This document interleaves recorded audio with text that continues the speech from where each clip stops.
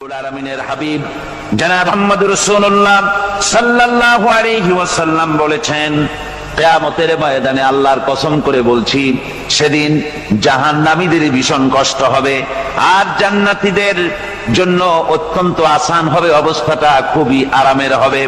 নবীজি বলেন, এক ফরজ নামাজ, এক ওয়াক্ত ফরজ নামাজ আদায় করতে যে সময়টুকুন লাগে, কিয়ামতের মাঠের এই সময় এত বড় বিরাট লম্বা সময় জান্নাতীদের জন্য এরকম হালকা হয়ে যাবে।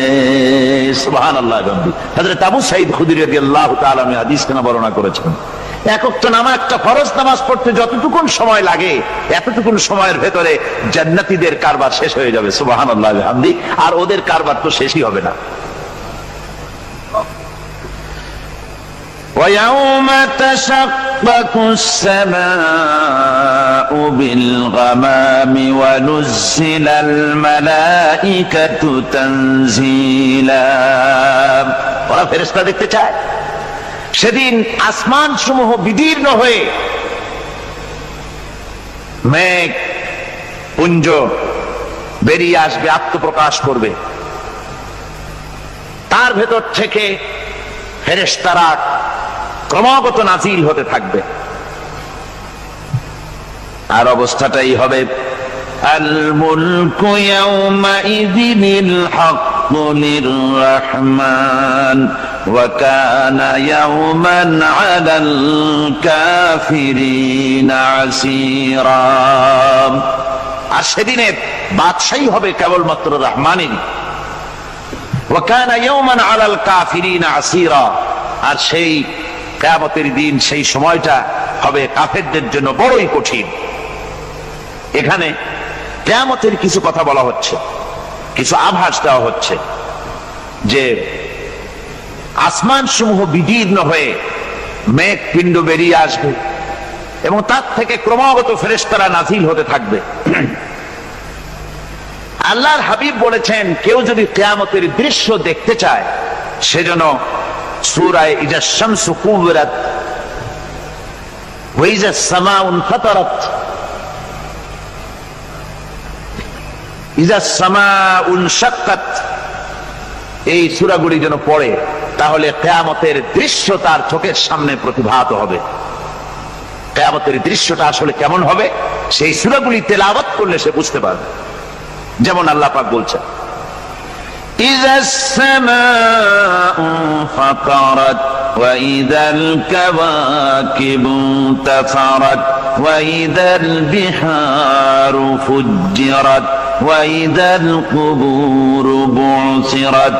যখন আকাশসমূহ চূর্ণ বিচূর্ণ হয়ে যাবে আর তারকাসমূহ বিক্ষিপ্ত হয়ে পড়বে, সমুদ্র মহাসমুদ্রগুলি দীর্ণ বিদীর্ণ হয়ে যাবে, কবরগুলি সব উদ্গীরণ করে দেবে, তার মধ্যে যা আছে সে সবগুলি।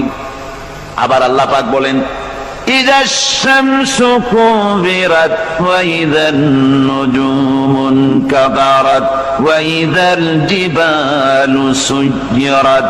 সূর্য যখন ঢেকে যাবে, তারকাগুলি যখন বিপর্যস্ত হয়ে যাবে আর পাহাড়গুলি যখন চালিয়ে দেওয়া হবে, এই দৃশ্য তোমরা দেখতে পাবে। فإذا النجوم طمست وإذا السماء فرجت وإذا الجبال نسفت। সেদিন অবস্থা এমন হবে, সমস্ত তারকাগুলি স্তিমিত হয়ে যাবে আর আকাশসমূহ দীর্ণ বিদীর্ণ হয়ে যাবে। আর দেখতে পাবে পাহাড়গুলি, সমস্ত পাহাড়গুলিকে উড়িয়ে দেওয়া হবে। আবার অবস্থা আরো কি হবে, فإذا برق البصر وخسف القمر وجمع الشمس والقمر। যখন চক্ষু বিস্ফারিত হয়ে যাবে মানুষের, চাঁদ আর সূর্য নিষ্প্রভ হয়ে যাবে, সব একাকার হয়ে যাবে, চন্দ্র এবং সূর্য তার অস্তিত্বকে হারিয়ে ফেলবে। শুধু তাই নয়, ওয়াহুমিলাতিল আরদু ওয়াল জিবালু ফাদুক্কাতা দাক্কাতাও ওয়াহিদা। জমিন ও পাহাড়গুলির মধ্যে সংঘর্ষ লাগিয়ে দেওয়া হবে আর তা এক ধাক্কায় জমিন এবং সমস্ত পাহাড়গুলি চূর্ণ বিচূর্ণ হয়ে যাবে। সুবহানাল্লাহ ওয়া বিহামদিহি। আল্লাহ রাব্বুল আলামিন বলছেন, এইভাবে করে কিয়ামতের দৃশ্য, বিভীষিকাময় দৃশ্য তোমরা দেখতে পাবে।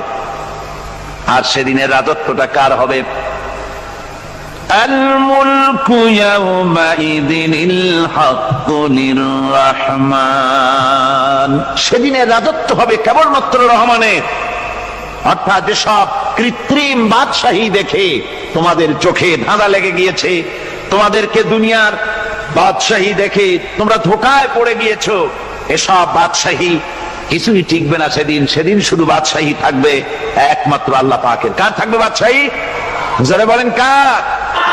আল্লাহ রাব্বুল আলামিন যখন কিছুই থাকবে না ঘোষণা করবেন লিমানিল মুলকুল ইয়াউম লিল্লাহিল ওয়াহিদুল কাহ্হার। আজকে কার রাজত্ব? চারিদিক থেকে